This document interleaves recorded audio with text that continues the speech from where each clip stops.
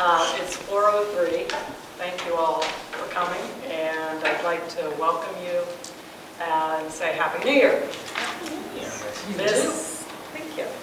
This is officially our January meeting of the Intergovernmental Cooperation Authority. Members are all present. We are expecting Bruce shortly. I think everyone has been provided the minutes and has had a chance to review them. Any corrections or questions? Hearing none, can I have a motion to approve? So moved. Second. Any other discussion? Not? We're set. There's Bruce. We're just a minute into it, Bruce. Okay. So you're all right. Jeffrey, would you please give an update of the financial status of the ICA? Absolutely. So this is the report for January 22nd, 2020, and I thought we might distribute it, so I'm going to keep one and pass the rest. You will notice that we had a number of regular expenditures, nothing out of the usual compared to our usual month. The one unusual item that I will draw your attention to is that at the end of our meeting last time in December, we did finally receive our year 2 allocation from the Department of Community and Economic Development. So that is reflected in our updated balance for our account. Our starting balance at the beginning of the month was $36,468.15, whereas our ending balance was $129,110.71, reflecting that large $100,000 revenue item. We have 75 cents of interest earned. If anybody else has any questions about the expenditures or the revenue, please let me know. Otherwise, this will be reflected as part of today's minutes. We may want to find another account to put some of that money in as well and get a little bit more interest. If we spend it, it goes down quickly. We do get interest, but it's just an interest-bearing. Good money account. It's not a good investment. Yes. Arbitrage rule says we're not supposed to make more than the interest rate available commercially, so otherwise you'd have to give it to the IRS. Yeah. So. Any questions for Jeffrey? All right. We'll move on to the chair's report and then right into the update on the intergovernmental agreement. As we know, the city's budget was passed the night before our December meeting. And we had I think a robust conversation at that meeting talking about all the different things that had happened from the AMBEC negotiation to the FOP negotiation, the agreement with Stilton, and the budget itself. I think we had mentioned that we benefited from really being able to attend the workshops and educate ourselves and become much more fully versed in what was going on with the budget in the city. We had sent a letter to the mayor after the meeting just talking about some of the follow-up things that we would like to see. Most of them had to do with calculating year-out calculations, so seeing what impact they might have in the years and in the subsequent years, and that obviously is going to be reflected in the 5-year financial plan that gets completed this first half of the year. We also noted that while we didn't have the opportunity to work with the city and the mayor on the development of the 2020 budget, we certainly look forward to collaborating earlier and more often on the 2021 budget. And then finally, we stress that community and economic development remains the priority for the ICA. Last week, we also received the 4th quarter report by Marita Kelly, the city's recovery coordinator. And despite the fact that DCED has suspended all contracts of the Act 47 consulting team, Marita continues her conversations and oversight of the city's progress. Her report echoes many of her prior reports and continues to recognize the forward movement of the city. As a board, we continue to work collectively on our spring projects, the Economic Development Conference, and our listening sessions. In addition, we are all working to meet and engage important stakeholders who will join us as allies in helping to assist the city of Harrisburg as we move forward. And I don't think we've met anyone who hasn't been willing to jump in, feet first and knee deep. So we're excited about that. I wanted to share a quick update on the status of the agreement, and we've emailed a bit about this. The city delivered a draft of the agreement to the ICA that they represented as wholly acceptable to us last week on January 14th. This was in response to the draft that the ICA had delivered to the city on August 26th, which we felt was wholly acceptable.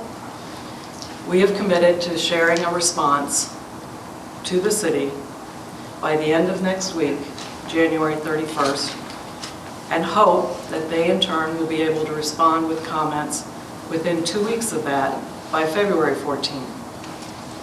At that time, I anticipate we can schedule a joint session with the attorneys and the leadership of the city and the ICA to meet and finalize the agreement for signature. This would put us on track to have a final version to approve on February 26th, which is our next meeting. Did I miss anything? Or anybody have any questions? I think it's doable, and I think it's a good next step. Hearing no questions, let's move to the meat of the meeting. I'm delighted to finally have met Sheila Balford, Executive Director of Impact Harrisburg. Heard a lot about her, and we're delighted that she's able to join us today. She is the Executive Director. I can't remember if I mentioned that. Our colleague, Doug, serves on Impact Harrisburg as the Vice Chair, and Neil serves as the Chair. I enjoyed reading Impact Harrisburg's mission statement, as it so beautifully echoes the priorities of the ICA. To quote, "We provide grants for city economic development and infrastructure projects that bolster Harrisburg's tax base, provide jobs for city residents, and positively improve the operational efficiency of the city." I think those are worthy challenges that you've undertaken. So with that, Sheila. Where would you like me to sit? I think you can sit right there. Be happy to. Thank you very much. Thanks to all of you for the opportunity to be here today. I have a fairly substantive PowerPoint presentation, but my board finance chair, Mr. Hill, said that it's probably best to go through only some of the slides. I've brought six of these with me, so please feel free to share. And let me apologize to the representatives of the city who are here. You've seen much of this information before, and I will, of course, be happy to send an email to all of you with the slide presentation afterwards. But I think it's important that everyone has an opportunity to see what it is we're watching, okay? Okay, all right, thank you. And Madam Chair, thank you for that really wonderful introduction that really talks about the mission and the vision of Impact Harrisburg. And if I can beg your indulgence for just a few moments, what I'd like to do is just go over some of the high points of what we've done, some of the opportunities we've had. I use that term in the business sense, meaning the challenges, and what we intend to do as we move forward. Without further ado, we'll just move very quickly through this slide presentation. First of all, let me talk about your three themes, as I understand them: sound financial management and reporting, community and economic development, and operational excellence. I have to say that I think they dovetail very neatly in a sort of an interesting Venn diagram way with the mission and vision and goals of Impact Harrisburg. So I do see that there are some real there's some real synchronicity around the work that you're doing, and as an oversight board, I would imagine, and the work that we're doing on the ground in terms of looking at what the Harrisburg Strong Plan what it wanted, what its vision was, and how we've been able to, I'm going to talk about how we've been able to take that vision and to implement it. So that's what we're going to do. Let me start by talking about the board members we have in place. There's Neil Grover, who's our board chair, who is of course here today as the city solicitor. There's Brian Hudson, who is the current executive director of the Pennsylvania Housing Finance Agency, and that's for only a few more days. Brian has has had a long and illustrious career at PHFA and has done a lot of good work around not only this city but this nation, and this most particularly the state, around developing affordable housing and creating access to affordable housing in communities across the state.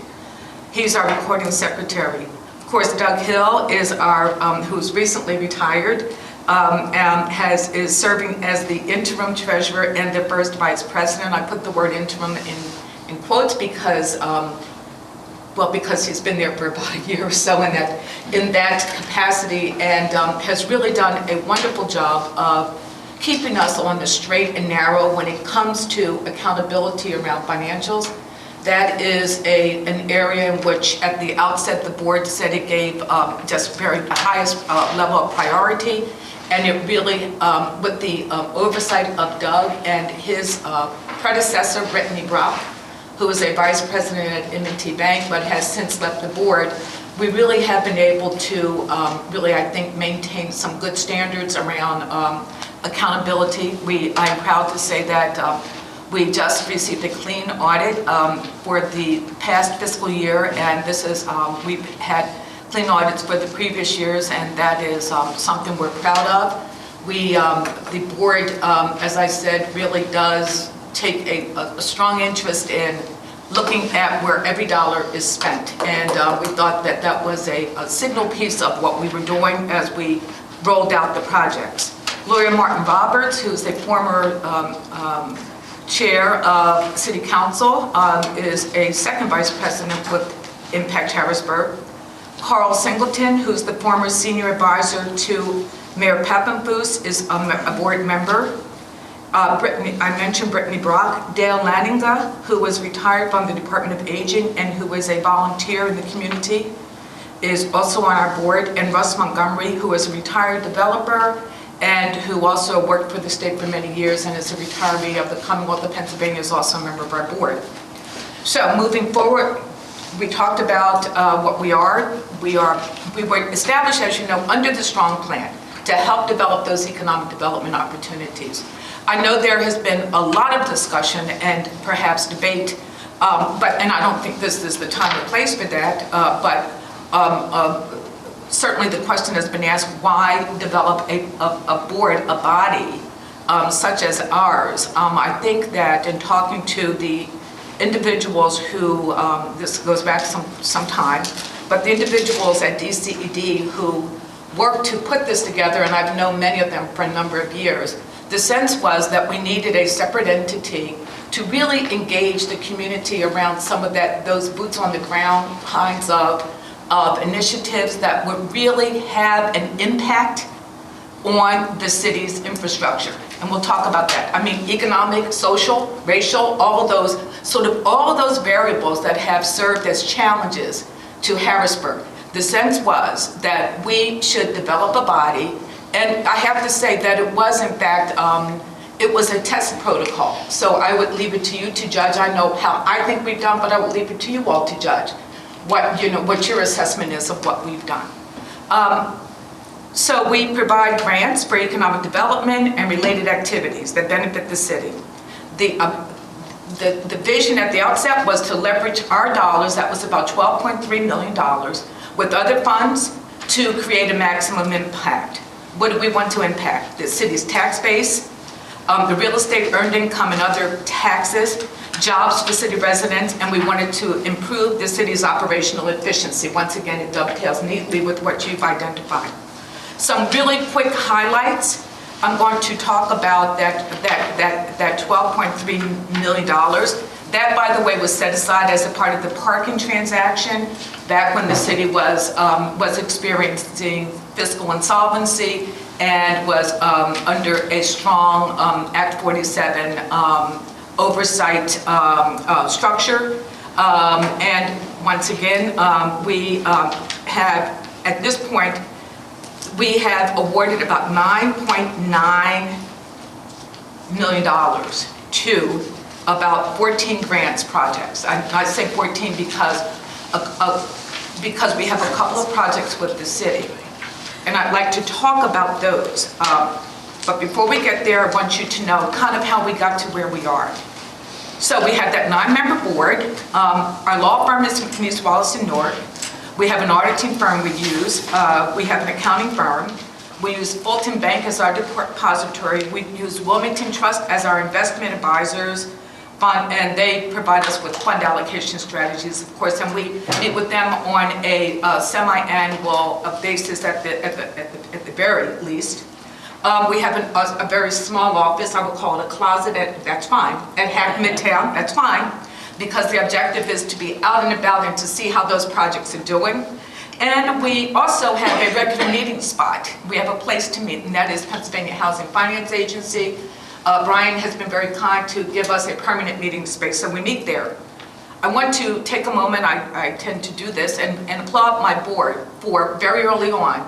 When we were developing criteria for grant awards, they met twice a month for 2 years, I think it was, nearly 2 years, to make sure that they put to bed, and they know, they've heard this before, but I'm not buttering them up, I'm telling you what they did because of their commitment to this project and to this city, to the initiative, twice a month. That is, I have served on many boards, I have served in many capacities. I have never seen that level of commitment from a volunteer board, and I cannot give them enough credit for really showing that level of just fortitude and just mission orientation. So, I talked about who we are.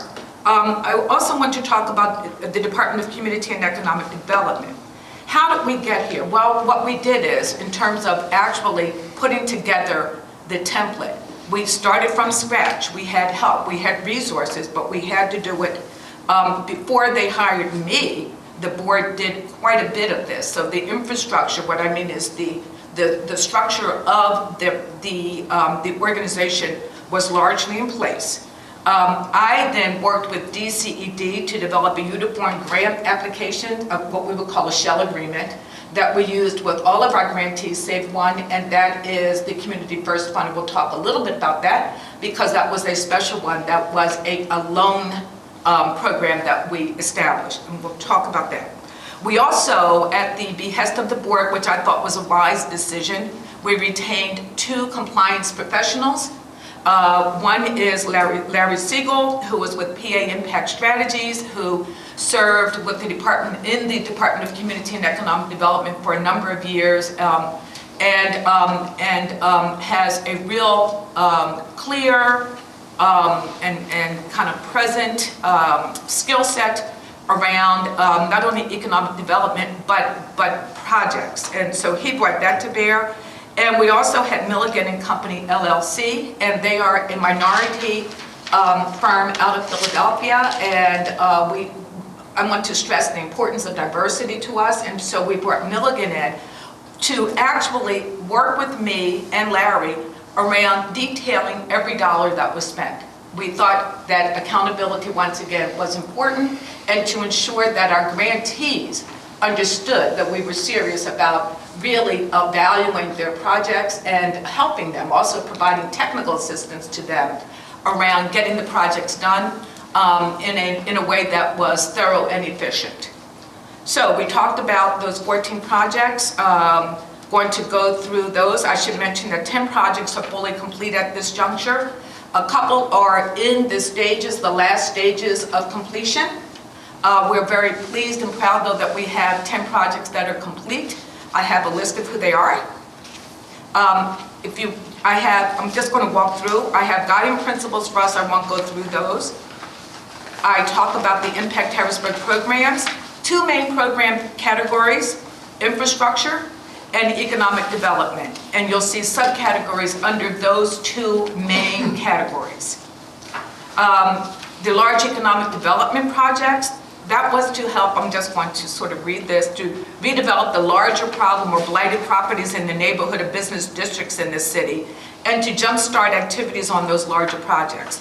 Let me talk about that a little bit. We've had some interesting projects. Probably the one that has garnered the greatest interest and sort of bang for the buck, as it were, is the TLC one, which is using the old Hamilton Health Center and really retrofitting that and building it out. That was a vacant and blighted building. It was around 4th and Minnick Street.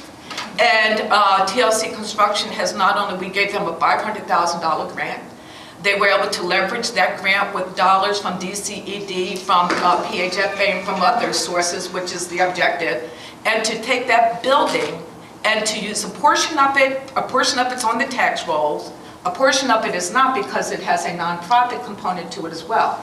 But what is interesting is that it really has helped to reinvigorate that area. It took a blighted property that was just vacant and sitting there and said, now it houses various activities.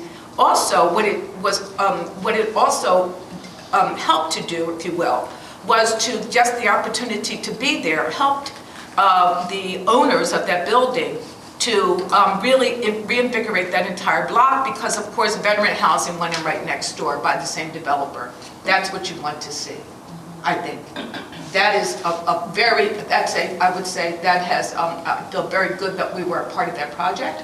We provided a lot of technical assistance. This was sort of new to the developer. I talked about Larry Siegel's expertise. He brought that to bear. We spent a lot of time in there, and it was fun, and we were glad when they had their groundbreaking. And so I would encourage you all to go up and visit. They like to have visitors. So that's one. You've been there, I'm sure, Tina, right? Yeah. So everyone calls it the old Hamilton Health building. Okay. So that's what we do. That's one project. I'll talk about one other project, and that is the Paxton Homes. That's the one over on Paxton Street, and it's Paxton Ministries developed.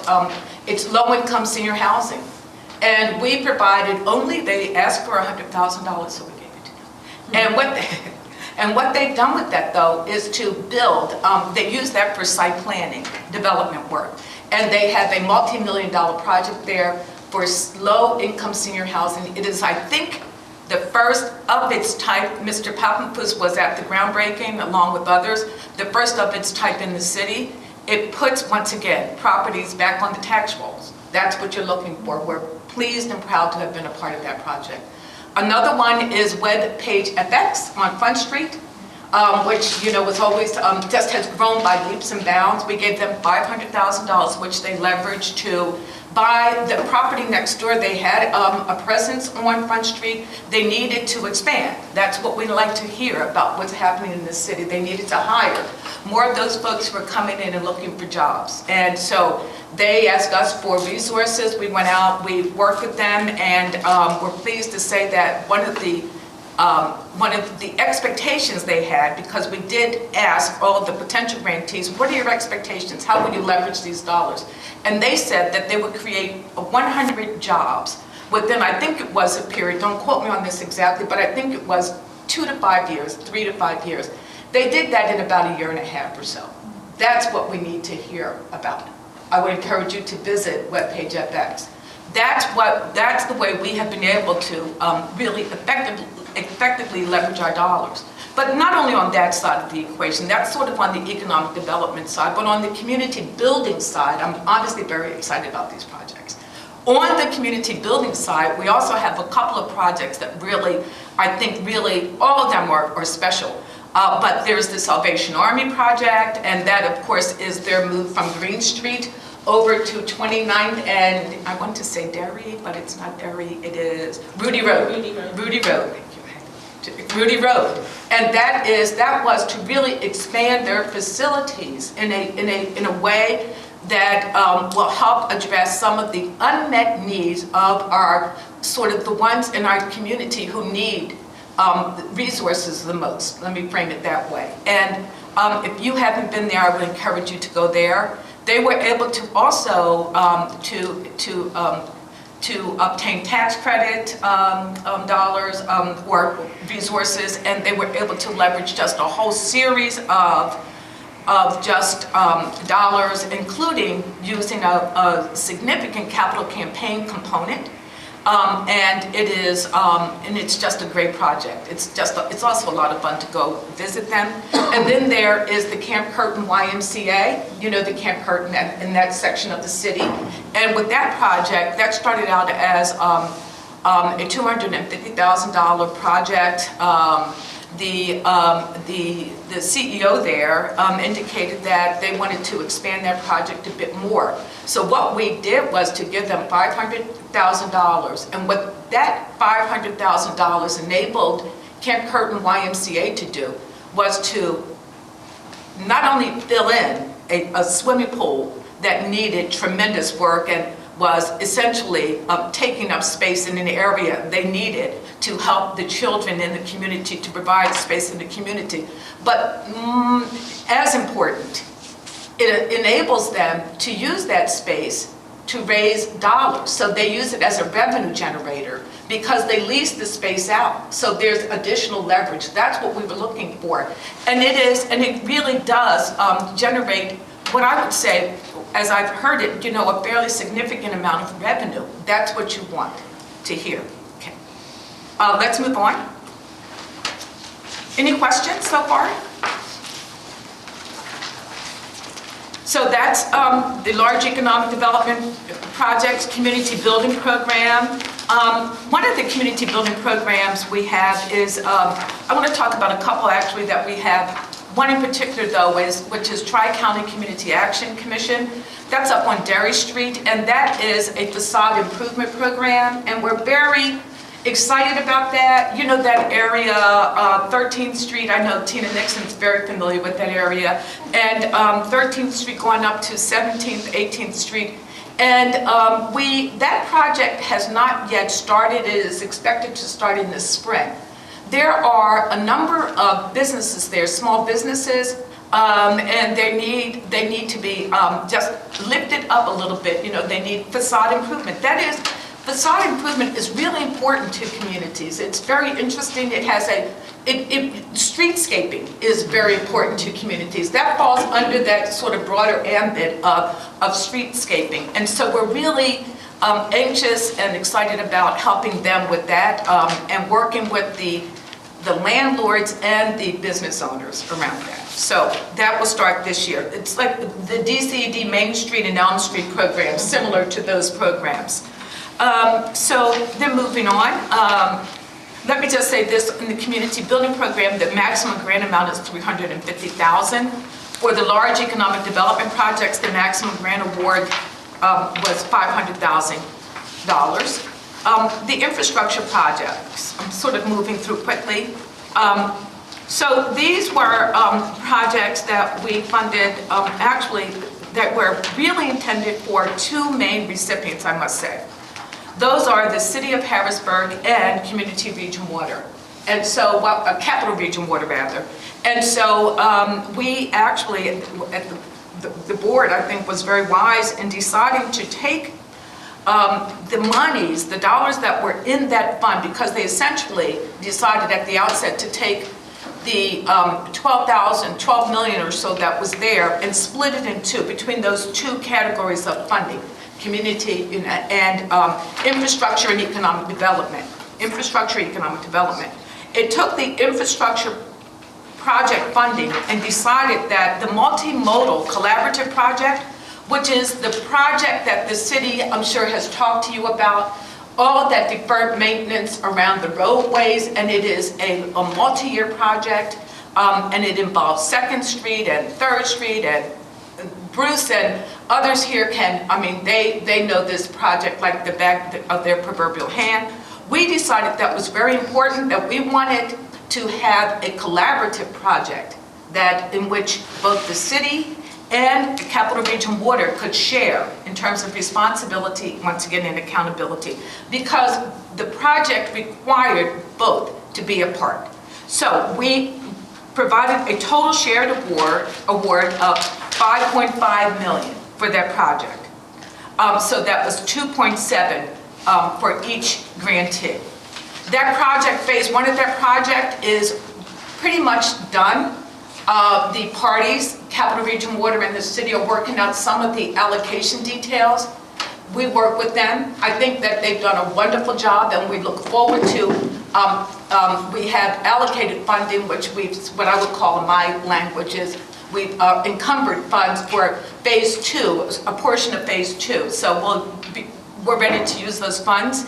The city has talked to us about their diversity component on that. We're working with them around getting those numbers improved because we think that's important. It's an engagement, it's a process.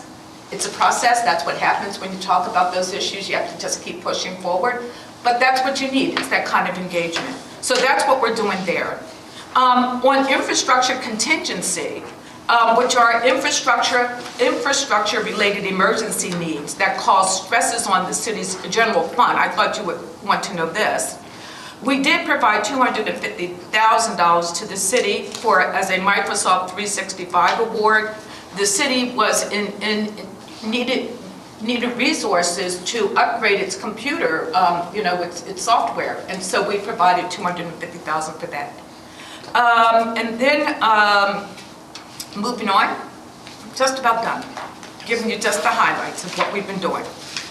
Our project status. We began making awards in late 2016. The projects began in 2017. As of December 2019, 10 projects fully complete, 3 projects close to completion, multimodal phase 2 in progress, and we're discussing a second round of funding. The board wants to talk about what do we do with the remaining funds. If you move forward, you will see this is what we've done thus far. Community building grants. I have a matrix of sort that shows you the projects and where we are. Yours looks better than mine. I'm just saying, mine is not in color. Okay. It's okay. That's okay. Sheila, I have a question. Yes. The Tri-County Housing Development, that project, does that include parking, developing a parking space, parking lot? No. Okay. No. It didn't. It was, those were houses on, the street, right off of Derry Street, 14th and Derry. Somehow I'm blocking the name of the street, but it's that beautiful side street that comes up. I can't think of the name. Vernon? Hummel Street. Hummel Street. Okay. It was the Hummel Street, and so it's that. So it involves, but it's housing. It's building a couple of houses on Hummel Street. So that was that building project, but no parking. Okay, so was that in collaboration with the Brethren Project, the Brethren Homes? As I recall, the Brethren Homes had was a contributor and/or co-developer of that project. Okay. Yes. Okay. Yep. And that project is complete. Okay. Yes. And they're a good partner in that community, in that area, as you know. Mhm. And then if you move to the next page, we have the large economic development projects, 2.9 million, and city playground resurfacing, 3 of the 4 are complete. That's a pretty cool project because it really is about putting in permeable playground surfaces that are sort of environmentally sound, and it's just nice. And it's nice to walk on, and it's for kids, so, right. The redevelopment authority, that's for the demolition of houses that need to be torn down, essentially, and that's ongoing. So we've allotted $500,000. It's ongoing. They've spent about half of that. That's a guesstimate. I know what the number is. I have a chart with it, but this is about half of that. Harrisburg River Rescue, that was to build out. They had moved and they needed to build out a facility to house some of their equipment. So we gave them the money. It's done. Paxton Street Homes, we talked about that. Salvation Army, TLC Construction, Webpage FX, and the YMCA Camp Curtin. So we have talked about all of our projects thus far, and I'd be happy to answer any of your questions. I think you were going to say something about Community First. Oh yes, I was. Thank you. So Community First Fund, we developed the Harrisburg Business Opportunity Fund in conjunction with Community First Fund and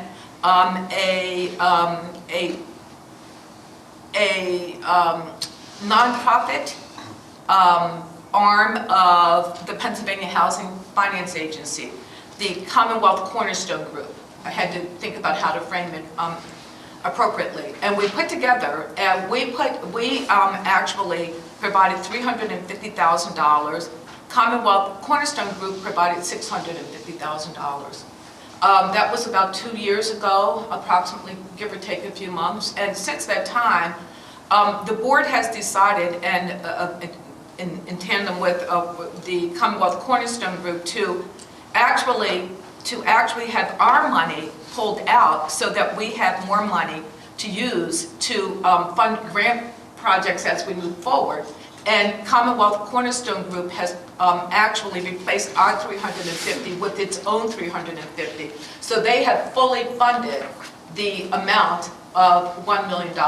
And Community First Fund also has contributed to the fund as well. So that the objective is to make loans primarily to minority development projects in the city.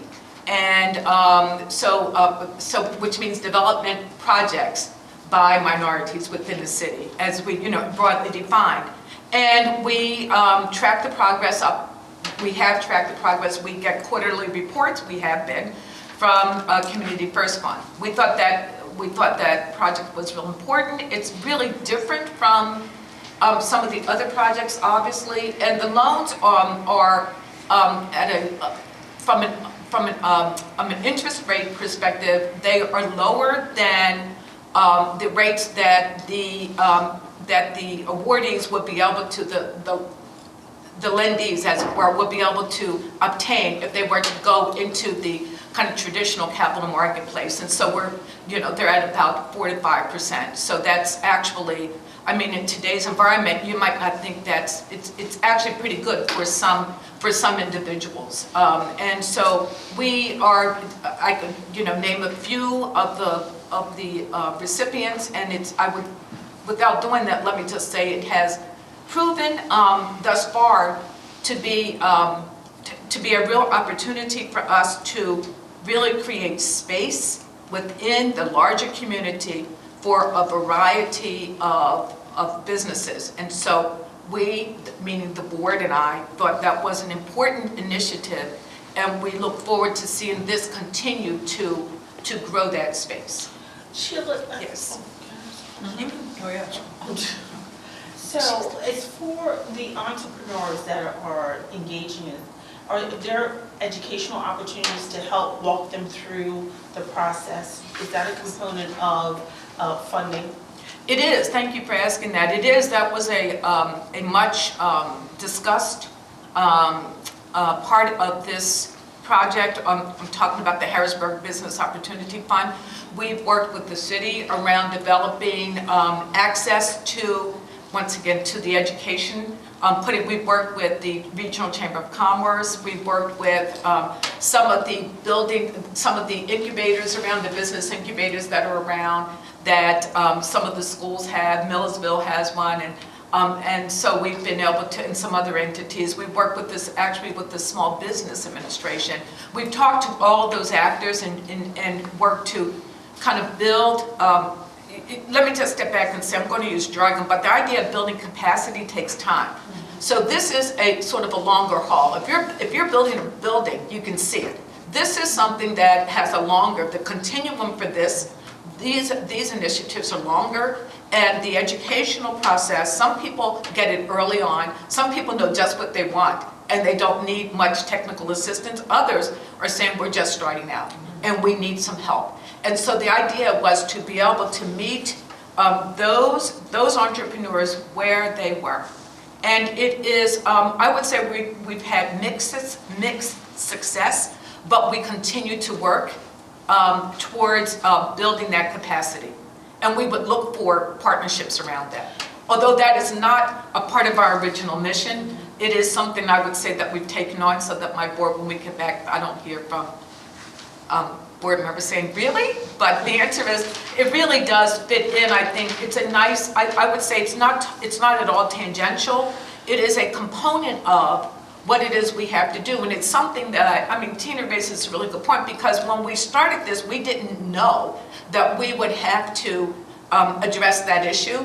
I don't think one knows, with anything, exactly what the challenges are going to be. That's a real challenge for the city. I mean, when I say the city, I mean the small city, not the city proper. And it is something that we all need to really engage in. Tina, I'm sure because of your expertise, the work you've done, you understand and appreciate the need for a lot of critical thinking around that. And so we are one of the few participants, not many yet, but I think that number needs to grow. There needs to be a lot of intellectual energy, there need to be resources and accountability around that. Other questions? Be happy to answer any other questions. Yes, sir. Bart. So how much funding is left currently? Yep, so we have about $2.5 million left.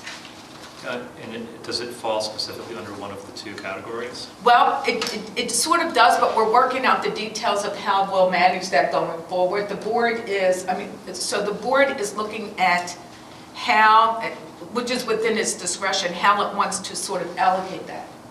It doesn't have, it has not, when I said at the outset that we're looking at a second round of funding, we are at the preliminary stages. So we have a board meeting scheduled for the 28th, at which that will be a part of the discussion. And so it's a good question. We'll know more after the 28th. So prior to the 28th, do you have any formal plans to disperse the remaining funds, and any indications to how fast you'll be able to disperse it? Well, so I would say that it is the consensus of the board, without getting too far ahead. That's rule number one, never get too far ahead of your board, right? Especially when they're sitting in the... No, I know. Thank you, that's right, that's personal, okay. There may be a priori, but anyway. So the answer is that I would say that it is the consensus of the board to go out with the second round of funding. But there has not yet been a vote on that. And there is no definitive answer as to when that will happen. I will tell you that the board will, we've done it once before, and once you have, you've traversed that road, it gets a little bit, I'm not going to say easier, but you've built some capacity around doing it. So presumably it will happen much faster than the first time. So we're looking at within the next 6 months. I have this is sort of all versions of the same Go ahead. question. That's okay. Does Impact Harrisburg take into account the city's priorities when it's talking about economic development? Well, we, that's a really good question. Or is it more independent? I would say that we are independent, but we have always worked to foster a good working relationship. Communication is what we do. And you have to talk to, this only works if you talk. I don't know how else to put it. You have to communicate with your partners, and we see the city as a partner, Ralph, in everything that we do. We did initially actually provide funding for the comprehensive plan. I think this predates my tenure with Impact Harrisburg. I think it was about, I want to say $250,000. I could be wrong, someone can spell me on that, but doing this off the top of my head now. But so we work with the city around, not in a formal, structured way. We don't have meetings scheduled, once a month where we sit down and go over templates and plans and strategies. But I do provide updates to the board. I've met with Bruce many times. I've met with the chief of staff many times. So and of course we have members of our body who also serve in leadership capacities at the city. So the idea of a great deal of transparency is very important to us. If the ICA has priorities that are really similar and similar focused to Impact Harrisburg's, would you be interested in, would there be opportunities for the ICA to support programs or initiatives that we thought in our, in our intergovernmental cooperative opinion would be great uses of funding? I think that my Would we be able board to help is, you and partner with you that way? I think that my board is absolutely open to partnerships. And I will say this about my board. I have served I said this at the outset, I've served in many capacities since I've been here 25 years now, and a lot of people, I mean, it's a small town. I have served on many boards, and I've served as a member, as a leader, just in many capacities. It is a very dynamic board where some of the hard issues that require discussion in this city have had to take place. And we've done so in a way that has actually, I think, created progress. And it's not always easy. It can be a little painful at times, but you have to have those. We've had to do some of that work. And so there is I would say, a fair amount of push-pull, but they are fiercely engaged in the work.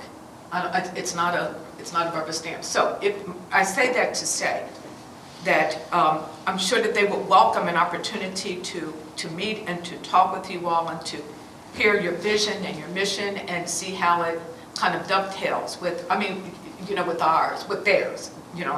I'm the staff. There's a lot that has to be done in this city.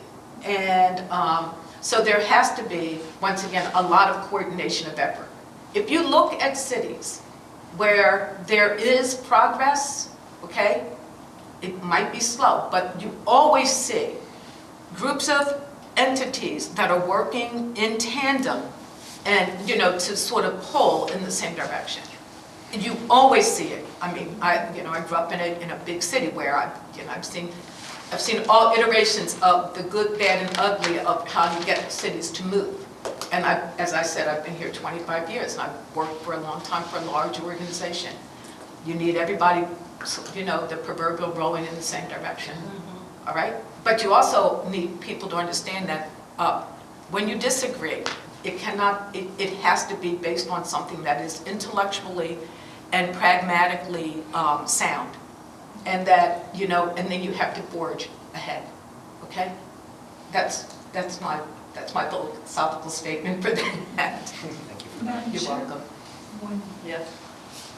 Sheila, if I Yes. may, I Yes. have a couple questions. Yes. When your 12.3 is distributed, Yes.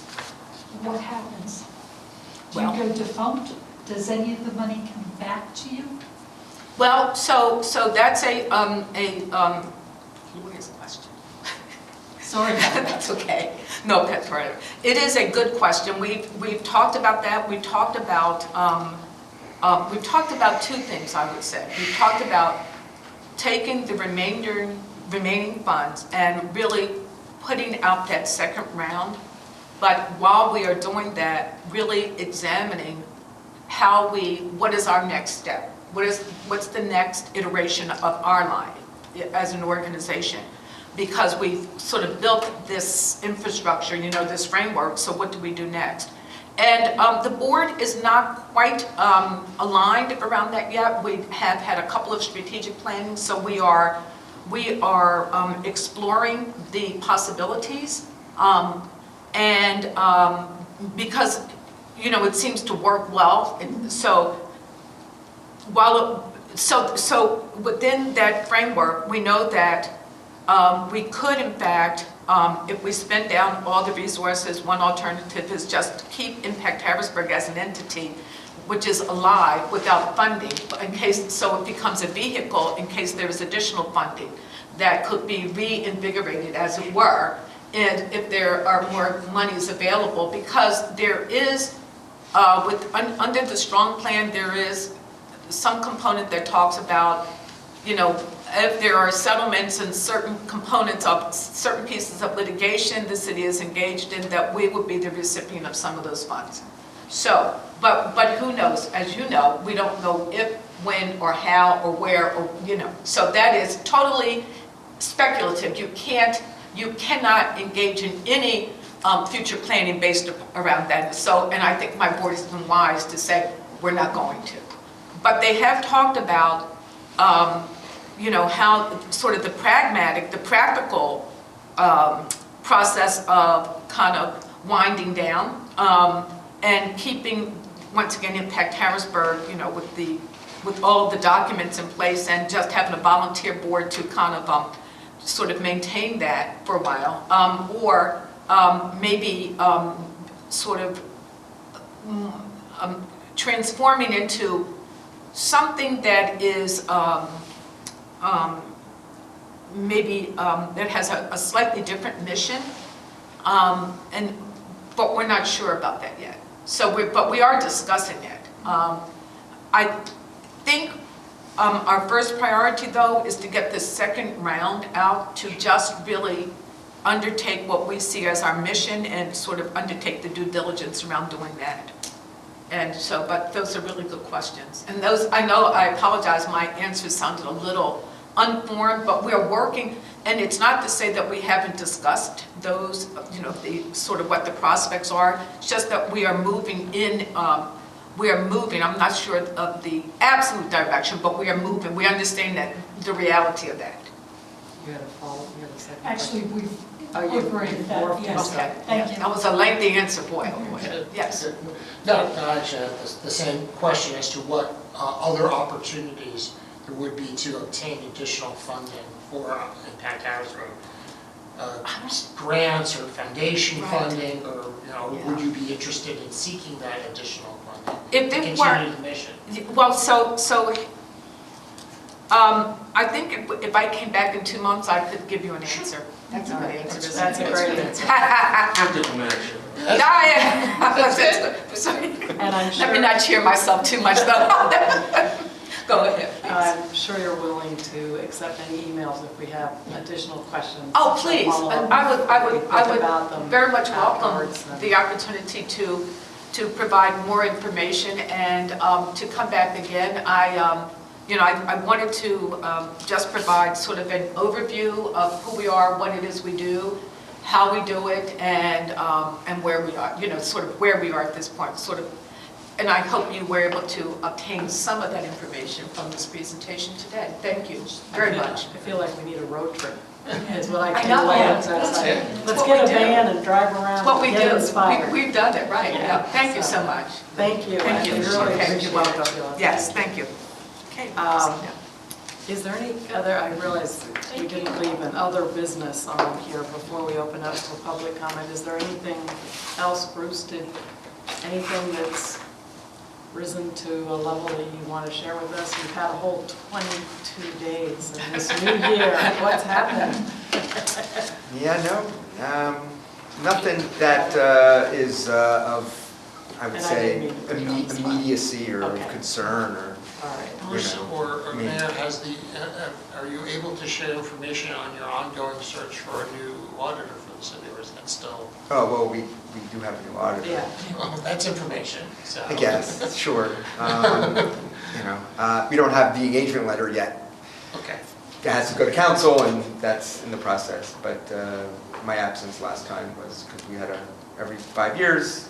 This was the only second time in that span of this administration where the old auditor contract was up. We did an RFP. It was very extensive. We actually got, the last time, no local audit firm outside of the incumbent actually bid on it. This time, all local firms did, which was nice. It was a very collaborative working group between City Council, Treasurer, Controller, Administration, and went through scoring and then interviews with the 3 firms that rose to the top, and ended up picking Boyer & Ritter. They have an engagement letter. It was introduced in council last week. It will be discussed. They can't really do any work until there's a contract, essentially, which the engagement letter is. It will be discussed in committee on February 4th and probably approved on the 11th.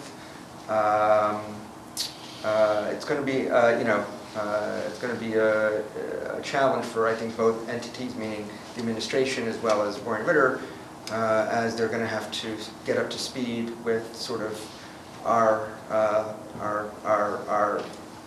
environment, and how we do things, and our unique history as every entity's firm is, especially Harrisburg's, with what we went through in 2010 to 2014, which is unique, meaning it's really unusual, and those transactions are something that you have to kind of really absorb yourself in to understand how to account for them, literally and figuratively. Jeff and I had this discussion earlier today in our meeting. Well, I think new eyes are always good, so hopefully Yeah. that'll work out well. Yeah, sure. Okay. I mean, some of the stuff is what it is. Right. It's just the work that has to be done. Great, thank you. Yep. That's it. John? Okay. One of these days we'll get so I think that concludes our business. Open it up for 10 minutes or so of public comment if there are any questions, or I should have offered the mayor an opportunity to. Well, I'm happy to speak under public comment. I do have one comment, and we'd like to, on behalf of the city, I'd like to respectfully but strongly and clearly object to this board's interpretation that certain board members should be excluded from deliberations or executive sessions. On behalf of the city of Harrisburg, we feel that runs contrary to the act under which your board was established. It also runs contrary to basic rules of governance for boards. It's very clear to us that ex officio board members are appointed by virtue of their office. According to Robert's Rules of Order, they are entitled to the same rights and responsibilities of any other board member. And the only way in which those duties are limited would be enumerated in the Act, which means they should be participating in executive sessions. We feel it is actually imperative that they do, and it was the intent of the Act for them to participate, because, especially at this juncture, that input, I think, would be valuable to you, especially as we are working to establish a mutual agreement. I think a framework which excludes them from executive sessions is not only wrong, but it also sets up an oppositional framework rather than a collaborative framework, which is clearly what the Act had in mind. This has been a repeated decision on the part of the board. It's coming to a head now at the executive session this afternoon. I wanted to lodge that objection publicly and for the record, and I hope you will reconsider. Thank you for that. Yes. Eric Epstein, Rockland Capital. The mayor anticipated my comments. I strongly support what he just outlined, and I have a number of process issues that I wanted to ask you to potentially address. We'll be filming these sessions from here on out. Rockland Capital is relaunching, and so we'll be filming this session as well as via Electric Control Board, Turnpike Commission, other bodies that are usually inaccessible to the general public. Not lumping them all together, but want to let you know that we will be a permanent feature. That being said, we'd like to request that you have name cards. Nobody really knows who you are. Oh, sorry. No, you don't have name cards, and I'm not sure, maybe you can clarify this, has Mr. Shankweiler been replaced? Yes. All right, that would have been nice to announce, so we do have a new, I mean, just as we're taping this, when people call in, nobody knows who you are, but who are you? He's been here for 2 I'm Doug meetings, Hill. sorry. All right, No, I know you from previous experience, but people watching this likely would not. Well, this is actually the third meeting I've participated in, so it's been a Well, while. I've seen you, but I haven't, I'm aging, my eyes aren't working. I have two questions. One is, and I don't know if Sheila can answer this, but we did have a blighted property program throughout the county. Maybe Mr. Engel could address this. Is there any way for her organization to plug into that? I know we had it active in Central Dauphin School District, Pembroke, I think Susquehanna, but is there any potential tie-in? Did Sheila? I'm still here. Oh, there you are, Sheila. I didn't want to, I wanted to defer to your body. Well, so, do you mind if I come up and respond? Okay, I don't, I can talk to you offline about it, I mean, I think No, that, no, this is something that we've tried to do at the school district, is get the properties back on the tax rolls, and probably be good for Harrisburg. I'm just wondering if you're partnering with the county in addition to doing what you're doing. can you see me? Can you hear me? Yeah, whatever works for you. Okay. So, very quickly, we keep the county apprised of our work as well. One of the objectives of my board has been, at the outset of my tenure, was to direct me to really keep all of the stakeholders apprised of what we do. So I've met with the, not with the county commissioners, but I've met with the department, with their head of economic development, George Connor and others, and I work closely as well with the housing authority here and the redevelopment authority. And I talk specifically about the work we're doing within the city of Harrisburg. I just had one question. No, I know, around, let me just Okay. finish. Thank you. Around blighted properties. And Right. so we are, in fact, doing, through our grant process, that work. So that is how I would say that we are cooperating and collaborating.